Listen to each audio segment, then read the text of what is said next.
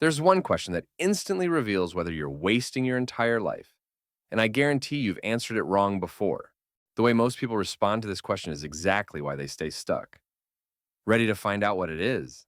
What would you do if you couldn't fail? See, when most people hear this question, they immediately think bigger. Oh, I'd start a company. I'd become a millionaire. I'd travel the world. But here's what nobody tells you. That's exactly the wrong answer, and it's keeping you stuck exactly where you are. Let me explain with a real example. I asked this question to two friends last week. Zoe said, I'd quit my job and start that bakery I've always dreamed about. Mark said, I'd actually talk to my boss about that project idea I've been sitting on for 6 months. Guess which one is more likely to succeed in life? It's Mark. And here's why this reveals everything about your psychology.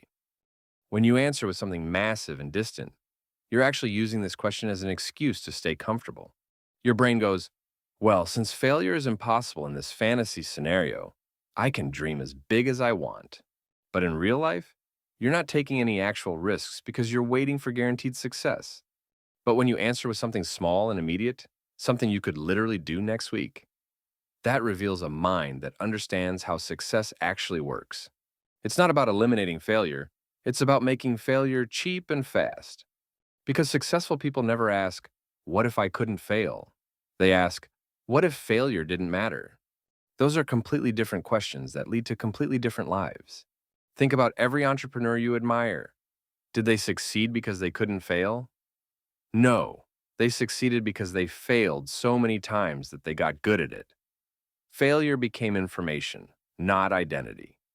But here's where most people's brains are completely backwards. They think the goal is to avoid failure, so they only pursue things where success feels guaranteed, which means they never pursue anything meaningful at all.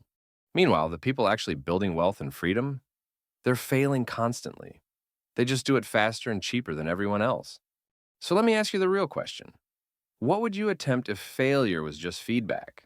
Here's the truth bomb nobody wants to hear. If your answer to, what would you do if you couldn't fail, is something you're not already doing, then you don't actually want to do it. You just like the idea of wanting to do it. Because here's what successful rebels figured out. You don't need permission to fail. You don't need a guarantee. You just need to start failing in the direction of what you actually want. So here's your real assignment. Don't ask yourself what you'd do if you couldn't fail. Ask yourself what you'd attempt this week if failure just meant you'd learn something new.